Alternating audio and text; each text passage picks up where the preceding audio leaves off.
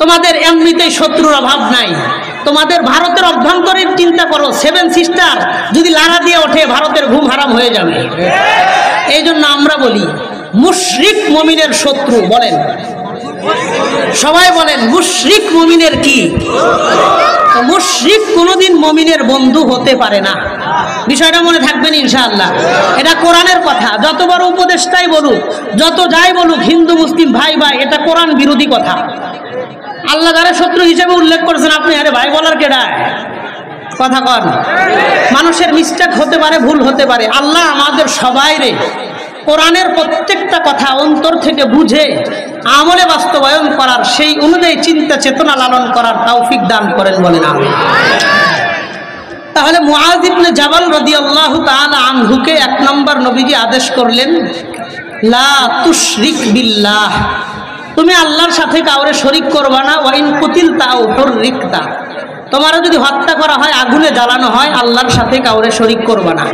2 নম্বর কথা নবীজি সাল্লাল্লাহু আলাইহি ওয়াসাল্লাম মুআয ইবনে জাবালকে বলেন, ওয়ালা তাউক্কান্না ওয়ালিদাইক,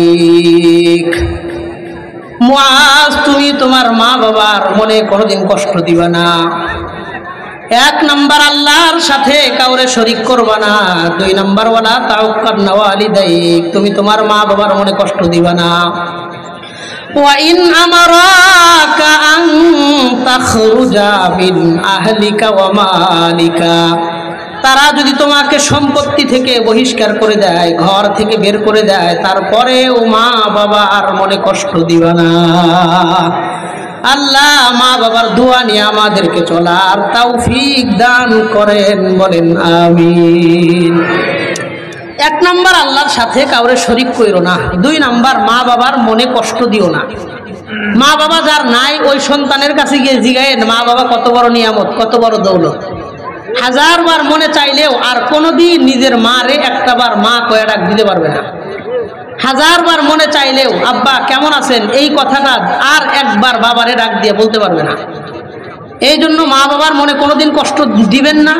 কথা কাজে, আচার আচরণে, উচ্চারণে, চলা ফেরায়, ওঠা বসায়, ইশারা ইঙ্গিতে, এই 10 ভাবের কোনোভাবে মা বাবার মনে কষ্ট দিবেন না। রাজি আছেন ইনশাআল্লাহ? পারলে ভালো ব্যবহার করেন, না পারলে চুপ থাকেন, তারপরেও বেয়াদবি করেন না। আল্লাহ আমাদের মা বাবার খেদমত করা তাকে নিজেদের সৌভাগ্যের বিষয় মনে করার তৌফিক দান করেন, বলেন আমিন। মা বাবার খেদমত করা সৌভাগ্যের বিষয়। যাদের মা বাবা বেঁচে আছে আল্লাহ তাদের মা বাবাকে সুদীর্ঘ নেখায়াত দান করেন, বলেন আমিন। যাদের মা বাবা কবরস্থ হয়ে গেছেন আল্লাহ তাদের কবরটারে জান্নাতের টুকরা বানায় দেন, বলেন আমিন। 1 নম্বর কথা আল্লাহর সাথে কাউরে শরীক করবা না। 2 নম্বর মা বাবার মনে কষ্ট দিবা না। 3 নম্বর নবীজি বলেন, ওয়ালা তাতরুকান্না সালাতান মাকতুবাতান মুতাআম্মিদা, মুআয তুমি জেনে বুঝে ইচ্ছা করে 1 ওয়াক্ত ফরজ নামাজ কাজা করবা না। ফাইন্না মান তারাকা সালাতান মাকতুবাতান মুতাআম্মিদা ফাকাদ বারিয়াত মিনহু জিম্মাতুল্লাহ, কারণ যে ব্যক্তি জেনে বুঝে ইচ্ছা করে 1 ওয়াক্ত নামাজ ছেড়ে দেয়, ওই ব্যক্তির উপর থেকে আল্লাহ তার সমস্ত দায়িত্বই ছেড়ে দেয়, বলেন নাউযুবিল্লাহ। আল্লাহ সব দায়িত্ব তার উপর থেকে ছেড়ে দেয়। 3 নম্বর কথা, ইচ্ছা করে জেনে বুঝে 1 ওয়াক্ত ফরজ নামাজ ছাইরেন না। আপনাদের এই এলাকার মধ্যেও দেখবেন মাসকে মাস মানুষ ফজরের নামাজে যায় না। 1 মাস হয়েছে কোনোদিন কোনো মসজিদে গিয়ে ফজর পড়ে নাই। 2 মাস গেছে কোনোদিন যায় নাই। 3 মাস, 4 মাস, 5 মাস, 6টা মাস পার হয়েছে কোনো দিন কোনো একটা মসজিদে গিয়ে ফজরের নামাজ পড়ে নাই। এমন মুসলমান মানুষ এই ঘাটান্দি এলাকায় আছে না নাই? কথা কন না, আছে না নাই? আছে। সারাটা রাত পার হয়ে যায়। এই যে মোবাইলে ওয়াইফাই এমবি নিয়া এই যে চালাইতেছে, উপরের দিকে ধাক্কাইতেছে, গুতাইতেছে আর দেখতেছে কি হারাইছে, কি খুঁজতেছে, কি দেখতেছে, কোন কাজের সময় ব্যয় করতেছে, এই ব্যক্তি ছাড়া আর আল্লাহ ছাড়া কেউ জানে না। রাত 1টা, 2টা, 3টা বাজে ঘুমায়, সকাল 10টা, 11টা, 12টা, 1টা বাজে ঘুম থেকে ওঠে, সকালের নাস্তাও করে না। এমন অসংখ্য মানুষ এই এলাকায় আছে না নাই? আল্লাহ আমাদের এই গাঠান্দি এলাকার প্রত্যেকটা নওজোয়ান ভাইকে 5 ওয়াক্ত নামাজি, দিনদার, পরহেজগার, মুত্তাকি হিসেবে কবুল করেন, বলেন আমিন। বিশেষ করে আমার খুব কষ্ট লাগে, এই যে আপনি 3টা বাজে ঘুমাইলেন, সকাল 9টায় অ্যালার্ম দিয়ে রাখে, কারণ অফিসে যাইতে হবে। তার অফিসের গুরুত্ব বেশি, ফজরের নামাজের গুরুত্ব নাই। কথা কর, অনেক আছে। এই 3টা বাজে ঘুমাইলেন, 10টা বাজে উঠবেন, আগামীকাল সকালে মোবাইলের অ্যালার্ম বাজবে, সূর্য উঠবে, সকালের নাস্তা হবে, কিন্তু আপনি চোখ দিয়ে সবকিছু দেখতে পারবেন কিনা এর কোনো নিশ্চয়তা, গ্যারান্টি, ভরসা আমার আপনার কাছে আছে? পৃথিবীর বহু মানুষ ঘুমের মধ্যে স্ট্রোক করে মারা যায়। সুস্থ মানুষ ঘুমাইছে, দরওয়াজা ভাঙ্গা, দরওয়াজা কাইটা তার লাশ বাইর করছে, মুখ দিয়ে ফেনা করতেছে, এমন অসংখ্য অহরহ উদাহরণ আছে না নাই? এই জন্য আমি ঢাকার একটা মসজিদে জুমা পড়াই, মোহাম্মদপুর সুনিবির হাউজিং সোসাইটি কেন্দ্রীয় জামে মসজিদ, 7 মসজিদ, অনেক বড় মসজিদ। এই মসজিদের খতিব মাওলানা আনিসুর রহমান আশরাফি। আনিসুর রহমান আশরাফি ভাই 2 জুমা পড়ায়, আমি 2টা জুমা পড়াই। উনি সুন্দর করে একটা উদাহরণ এক বয়ানের মধ্যে দিছে, কথাটা খুব ভালো লাগছে আমার। দেখেন, এই যে মাহফিলের পোস্টার, কত রং ঢং তামাশা ডিজাইন, হ্যাঁ, কত সুন্দর করে এই সাইডটা ওনারা সাজাইছে। এই যে মাহফিলের পোস্টারটা কত চিন্তা ফিকির করে ডিজাইন করে, হ্যাঁ, বিভিন্ন সুন্দর করে নামের তালিকা করে পোস্টারটা সাজাইলো। এই পোস্টারের এই অংশটা হলো আমার আপনার দুনিয়া। এত সুন্দর করে আমি আপনি আমার আপনার দুনিয়াটারে সাজাইছি, কিন্তু এই মাহফিলের পোস্টারের এই পার্টটা হলো আমার আপনার আখেরাত। আমার আপনার আখেরাতের ক্ষেত্রে কিচ্ছু নাই। কথা বল, বাস্তব উদাহরণ হলে আমার আপনার দুনিয়া আখেরাতের পোস্টারটা ঠিক এমন। আমি আপনি দুনিয়াতে যেই কাজগুলা করি, আল্লাহর কসম, 90% কাজ হলো দুনিয়ার জন্য, 10% কাজ কারো কারো ক্ষেত্রে আখেরাতের জন্য। আর পুরাটা অংশ, পুরাটা জীবন আমার আপনার দুনিয়া দুনিয়া করতে করতেই শেষ হয়ে যেতেছে। আল্লাহ আমাদেরকে 5 ওয়াক্ত নামাজি, দিনদার, পরহেজগার, আখেরাতমুখী হিসাবে কবুল করেন, বলেন আমিন। তাহলে 3 নাম্বার কথা, ওয়ালা তাতরুকান্না সালাতান মাকতুবাতান মুতাআম্মিদা, যাই না বুঝা ফরজ নামাজ কাজা করবা না। যে ব্যক্তি একক ফরজ নামাজ কাজা করে, তার জিম্মাদারি আল্লাহ উঠায়া নেন, কোনো জিম্মাদারি আল্লাহ রাখেন না। 1 নাম্বার, আল্লাহর সাথে কাউরে শরীক করবা না। 2 নাম্বার, মা বাবার মনে কষ্ট দিবা না। 3 নাম্বার, ফরজ নামাজ কাজা করবা না। 4 নাম্বার কথা, নবীজি বলেন, ওয়ালা তাশরাবান্না খামরা, মুআয ইবনে জাবাল, তুমি কখনো মদ পান করবে না। ফাইন্নাহু রাসুকুল্লি ফাহিশা, কারণ মদ পান তোমাকে আরো অনেক গুনার দিকে ধাবিত করে নিয়ে যায়। মদ পান করবা তো তোমার আরো অনেক গুনাহ হবে। এক মদ পান তোমার বেনামাজি বানাবে, অন্য হাজারো গুনার দিকে তোমাকে টেনে নিয়ে যাবে। তুমি মদ পান করবা না কখনো। 5 নাম্বার কথা, নবীজি বলেন, ওয়াইয়াকা ওয়াল মাসিয়া, যেই জায়গায় গুনাহ হয় তুমি গুনাহের জায়গায় যাইবা না। ফাইন্না বিল মাসিয়াতি হাল্লা সাখাতুল্লাহ, কারণ গুনাহ যেই জায়গায় হয় ওই জায়গায় আযাব দেওয়া আল্লাহর জন্য বৈধ হয়ে যায়। বলেন নাউযুবিল্লাহ। গুনার জায়গায় তুমি যাইবা না, যেখানে গুনাহ হইতেছে তুমি গুনাহ করো বা না করো, ওই গুনার জায়গায় যাইবা না। আল্লাহ আমাদেরকে গুনাহের জায়গাগুলো এড়ায়া চলার তৌফিক দান করেন, বলেন আমিন। এই গেল 6 নম্বর কথা, এই গেল 5 নম্বর কথা। 6 নম্বর কথা, নবীজি সাল্লাল্লাহু আলাইহি ওয়াসাল্লাম বলেন, ওয়া ইয়্যাকা ওয়াল ফিরার মিনাজ জাহাফ, মুআয, তুমি জিহাদের ময়দান থেকে পলায়ন করবে না।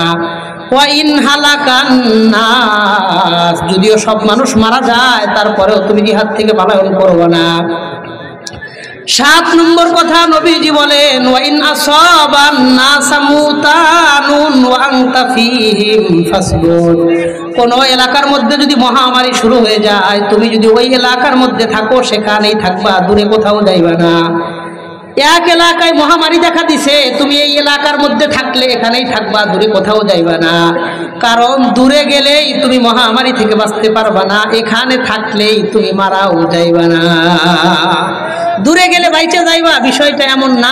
এখানে থাকলে মইরা যাইবা, বিষয়টা এমন না।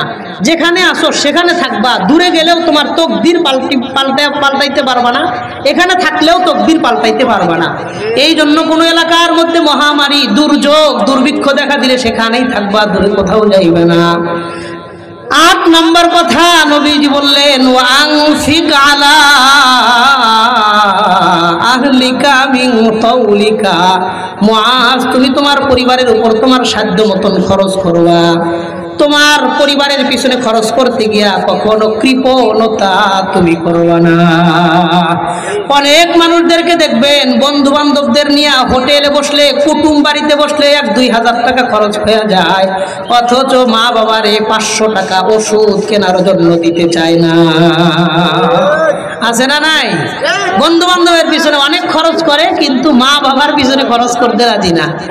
এই জন্য আল্লাহ আমাদের পরিবারের পিছনে সাধ্য মতো খরচ করার তৌফিক দান করেন, বলেন আমিন।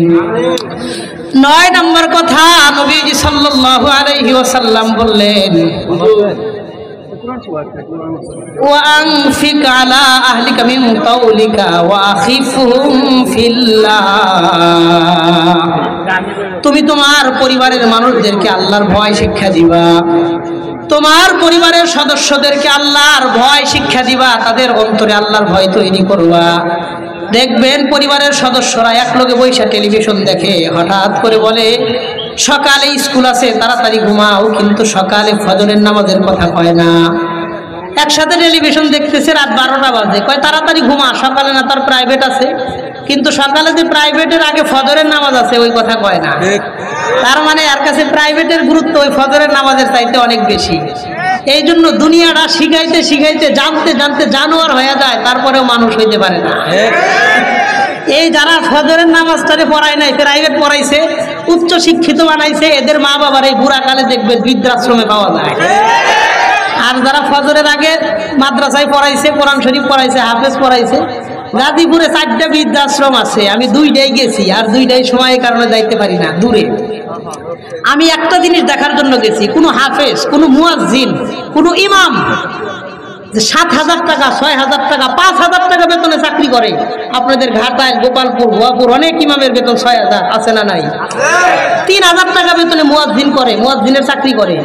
আলহামদুলিল্লাহ, 1,000 উপরে বৃদ্ধাশ্রমে মানুষ দেখছি, একজন ইমাম, একজন মুয়াজ্জিন, একজন হাফেজ, একজন কারি, হ্যাঁ, দারোয়ান মাদ্রাসার, তার কোনো মা বাবারেও বৃদ্ধাশ্রমে পাই নাই।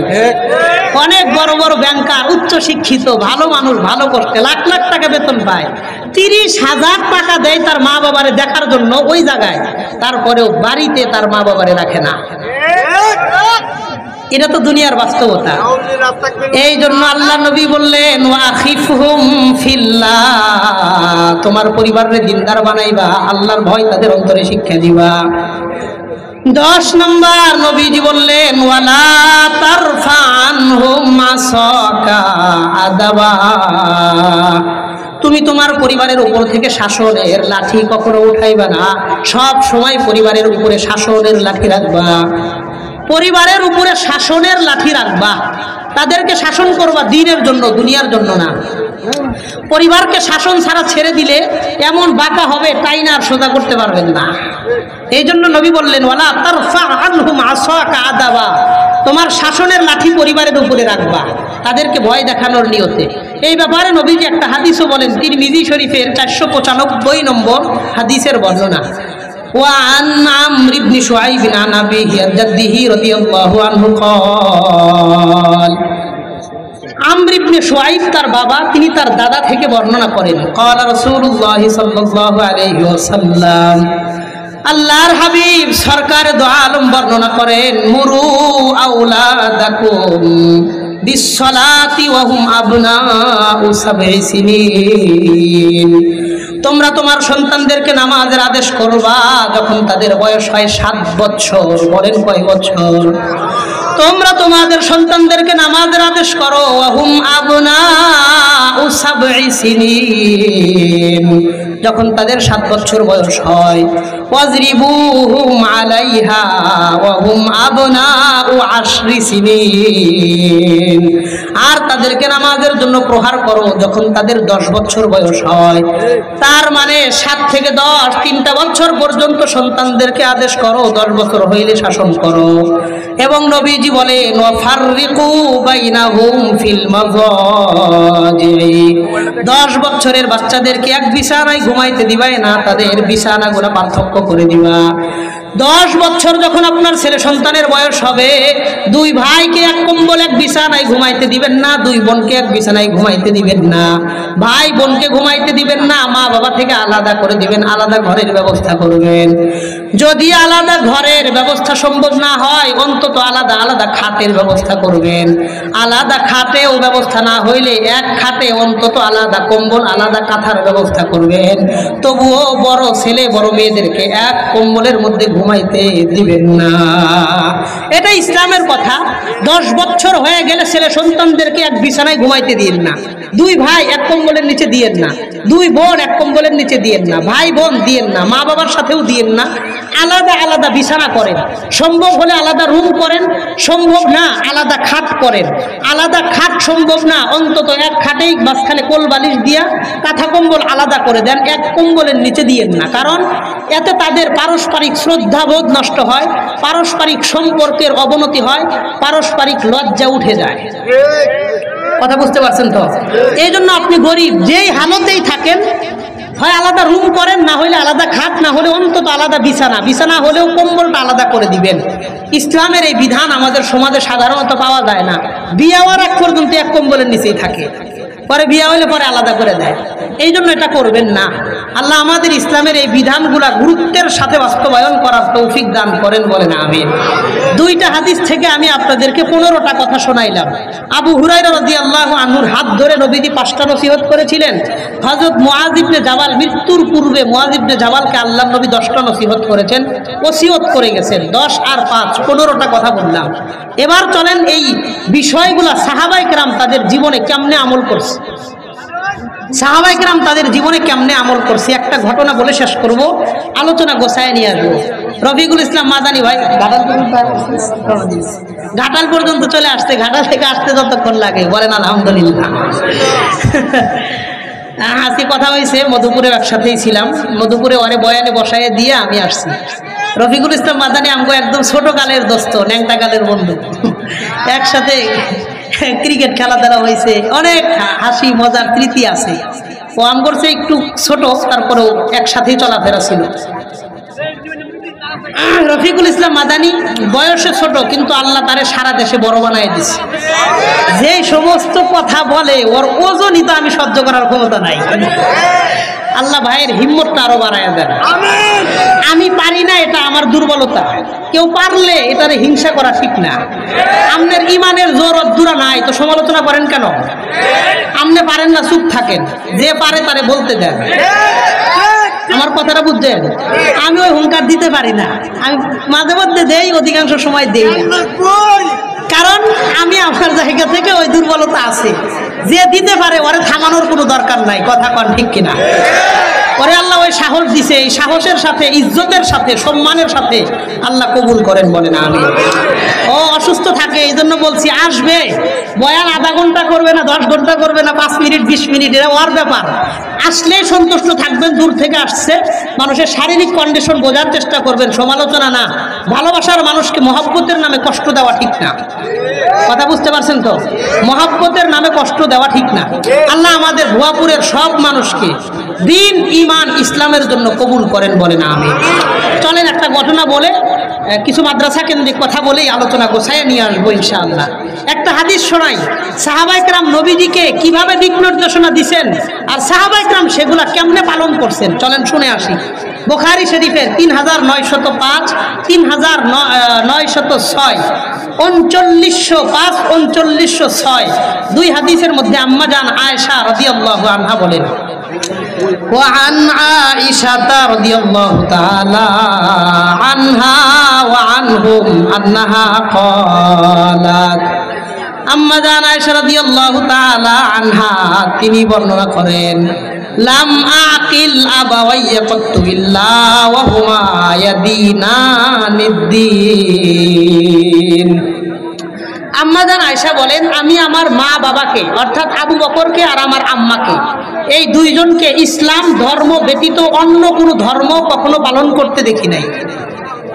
একটা কথা মনোযোগ দিয়ে শোনেন, আবু বকর সিদ্দিক রাদিয়াল্লাহু আনহু এমন একজন সাহাবী যিনি ইসলামে প্রবেশের আগেও কোনোদিন শিরিক করেন নাই, ইসলামে গ্রহণের পরেও কোনোদিন শিরিক করেন নাই, বলেন সুবহানাল্লাহ।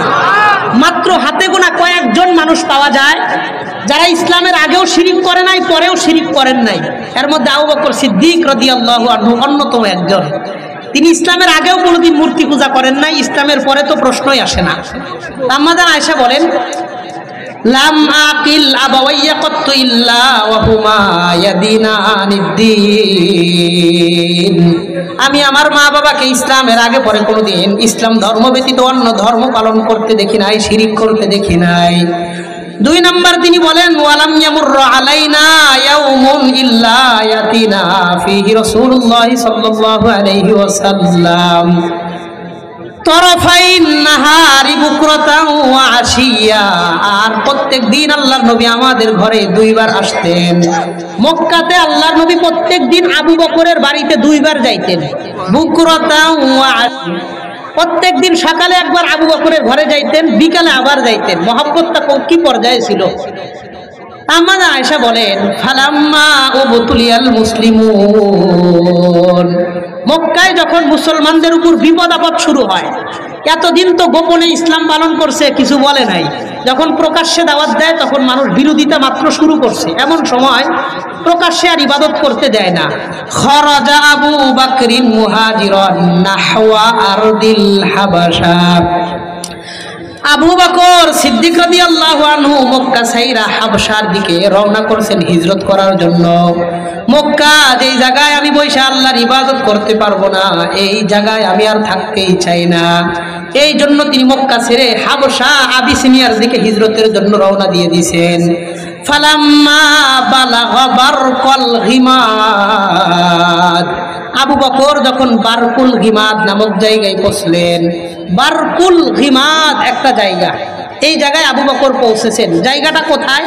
লোগাতের কিতাবে লেখে, ওয়া হুয়া মাউযিউন আলা 5 লায়ালিম মিন মক্কা ফি তরিকিল ইয়ামান, মক্কা থেকে ইয়ামানে যাওয়ার পথে 5 দিন 5 রাতের দূরত্বের জায়গার নাম হলো বারকুল গিমাদ।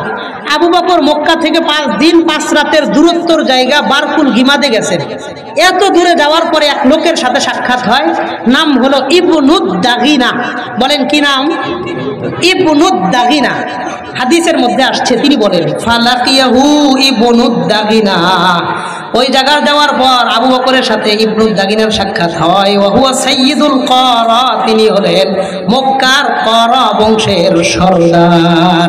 মক্কায় 2টা বংশ, কুরাইশ একটা বড় বংশ, ক্বারা একটা বড় বংশ। এই ক্বারা বংশের একজন সর্দার হলো ইবনুদ দাগিনা। সেই বিশাল দূরে যাওয়ার পরে ইবনুদ দাগিনা ওই স্টেশনে তার সাথে সাক্ষাৎ হয় আবু বকরের।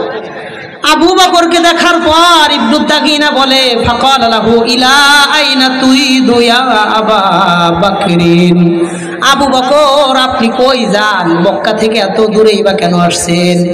আবু বকর মনের কষ্ট নিয়ে জবাব দিয়ে বলেন, কদ আখরাজানি কওমি ফাউরিদু আন নাসিহা ফিল আরদি ওয়া আ'বুদা রাব্বি, আমার গোত্রের মানুষেরা আমাকে মক্কা থেকে বের করে দিয়েছে, এই জন্য আমি মক্কা থেকে বের হইয়া এমন জায়গায় যাইতে চাই যেখানে আমি আমার রবের ইবাদত করতে পারবো। আমি আর মক্কায় থাকতে চাই না, আমি বের হয়ে গেছি, এমন জায়গায় যাব, উরিদু আন আসিহা ফিল আরদি ওয়া আ'বুদা রাব্বি, আমি আল্লাহর ইবাদত যেখানে করতে পারবো সেখানে যাইতেছি, মক্কায় আর থাকবো না। এবার ইবনুদ দাগিনা জবাব দিয়ে বলে, ইবনুদ দাগিনা একজন কাফের, তারপরেও জবাব দিয়ে বলে, ইন্নাকা ওয়া বিমিসলিকা লা ইয়াখরুজু ওয়া লা ইখরাজু, আবু বকর আপনার মতন মহান মানুষকে কেউ বের করতেও পারে না, আপনি বেরও হইতে পারেন না, কারণ আবু বকর আপনার মধ্যে 5টা গুণ আছে। আওয়াজ করে বলেন, আবু বকরের মধ্যে গুণ আছে কয়টা? 1 নাম্বার, ইন্নাকা তাকসিবুল মা'দুম, আবু বকর আপনি নিঃস্ব অসহায় মানুষের মুখে খাবার তুলে দেন। সমাজের যে মানুষের ঘরে খাবার নাই, আপনি সেই ঘরে খাবারের ব্যবস্থা করে দেন, এটা 1 নাম্বার আপনার গুণ। 2 নাম্বার, ওয়াতাসিলুর রহিম, আপনি আত্মীয়তার সম্পর্ক বজায় রাখেন, কোনোদিন আত্মীয়তার সম্পর্ক ছিন্ন করেন না। 3 নাম্বার, ওয়াতাহমিলুল কাল্লা, আপনি মানুষের ভারী বোঝা বহন করে দেন, মানুষের বোঝা ভারী হইলে আপনি বোঝা বহন করে দেন। 4 নাম্বার আপনি মানুষের মেহমানদারি করেন। 5 নাম্বার আপনি মানুষকে বিপদে পড়লে বিপদগ্রস্ত মানুষকে সহযোগিতা করেন। এই 5টা গুণ আপনার আছে। আপনার এত মহৎ গুণ থাকার পরে আপনি মক্কা থেকে বের হতে পারেন না। ইরজি মাই ফাআনা লাকা জার ওয়াবুদ রাব্বাকা বিবালাদিকা, আপনি আসেন আমার সাথে, ফিরে আসেন। আপনি মক্কায় বসে ইবাদত করবেন, আমি আপনার নিরাপত্তার ব্যবস্থা করে দিতে চাই। আমি আপনার ব্যবস্থা করব নিরাপত্তার, আপনি আসেন। ইরজি মাই, আপনি আমার লগে আসেন। ওয়াবুদ রাব্বাকা বিবালাদিকা, আপনি এই মক্কায় বসে ইবাদত করবেন। ফাআনা লাকা জার, আমি আপনার নিরাপত্তা দিব। এই কথা যখন একজন নেতা বলছে, বলেন কে বলছে? হ্যাঁ, শুধু নেতা শব্দটা বলেন, কে বলছে? আবার বলেন, কে বলছে? এই পয়েন্টটা মনে রাখেন। তো কর বংশের এক নেতা বলছে, আপনি আসেন আমার সাথে, আমি নিরাপত্তার ব্যবস্থা করবো। কেটা কি কয়? আইন টেঙ্গিটা ভেঙে দিয়ে হবে। এই ধরনের একটা কথা কইছে, আসেন আপনি ইবাদত করবেন, কে ঠেকায় আমি দেখব। 5 দিন 5 রাতের দূরত্বে গেছে। এবার এই 5 দিন 5 রাতের দূরত্ব আবার ফিরে আসছে, বলেন সুবহানাল্লাহ। আবু বকর সিদ্দিক রাদিয়াল্লাহু তাআলা আনহু ইবনু দাগিনার সাথে ফিরে আসছে। মক্কায় আসার পর ফাতাফা আশিয়াতান ফি আশরাফি কুরাইশ, ইবনু দাগিনা কুরাইশদের বড় বড় নেতাদের কাছে সন্ধ্যাবেলায় গেছে। যাওয়ার পরে জিজ্ঞাসা করে, আতুখরিজুনা রাজুলান, তোমরা কি এমন একজন মানুষকে মক্কা থেকে বের করতে চাও? ইয়াকসিবুল মাদুম ওয়া ইয়াসিলুর রহিম ওয়া ইয়াহমিলুল কাল্লা ওয়া ইয়াকরিজ যায়ফা ওয়া ইউইনু আলা নাওয়াইবিল আকরি, যার মধ্যে এমন মহৎ 5টা গুণ আছে, এমন একজন ভালো মানুষকে তোমরা মক্কা থেকে কেন বের করতে চাও? ফালাম তুকাযিব কুরাইশুন জিওয়ার আবি বকরিন, আবু বকরের 5টা গুণ মক্কার কোন কাফেররা অস্বীকার করে নাই। মক্কার কোন কাফেররা আবু বকরের 5টা গুণ অস্বীকার করে নাই।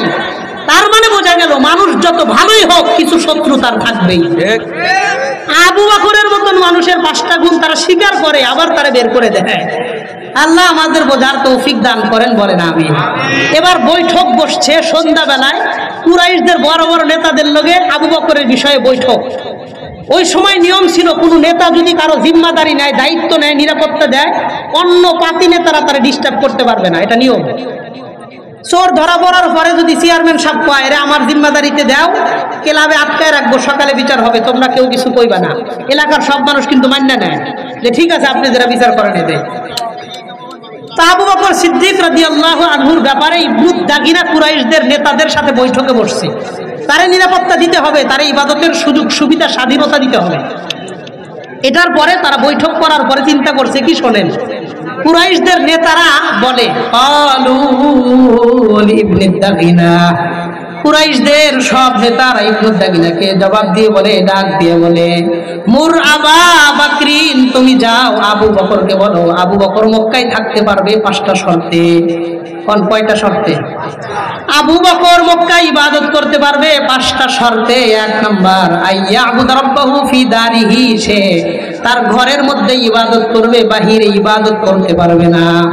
বলেন নাউজুবিল্লাহ। 1 নাম্বার, তারা ঘরে ইবাদত করবে, বাহিরে ইবাদত করতে পারবে না। 2 নাম্বার, ওয়াল ইউসাল্লি ফি দারিহি, সে ঘরেই নামাজ পড়বে, বাহিরে কোথাও নামাজ পড়তে পারবে না। বলেন নাউজুবিল্লাহ। 3 নাম্বার, ওয়া ইয়াকরা মা শাআ ফি দারিহি, সে তার ঘরের মধ্যেই কোরআন পড়বে, বাহিরে কোরআন পড়তে পারবে না। 1 নাম্বার, ঘরে ইবাদত করবে, বাহিরে কোথাও কোনো ইবাদত করতে পারবে না। 2 নাম্বার, ঘরেই নামাজ পড়বে, বাহিরে কোথাও নামাজ পড়তে পারবে না। 3 নাম্বার, ঘরেই কোরআন পড়বে, বাহিরে কোথাও কোরআন পড়তে পারবে না। 4 নাম্বার, তিনি শর্ত দিয়ে বলে, ওয়ালা ইস্তাদিনু বিহি, আবু বকর তার নামাজের জন্য আযান দিতে পারবে না। বলেন নাউজুবিল্লাহ। আবু বকর তার নামাজের আযান দিতে পারবে না। 5 নাম্বার, ওয়ালা ইউযিনা বিযালিকা, আবু বকর তার ইবাদতের দ্বারা আমাদেরকে কষ্ট দিতে পারবে না। কারণ কি এই পাঁচটা শর্ত কারণ হিসেবে উল্লেখ করে ফাইন্না খশিনা আইয়াফতিনা নিসাআনা ওয়া আবনাআনা, কারণ আমি ভয় করতেছি আমার সন্তানরা, আমার বিবি বাল বাচ্চারা আবু বকরের ইবাদত দেখা আবার তারা কিনা মুসলমান হয়ে যায়। আবু বকরের ইবাদত দেখা যদি মুসলমান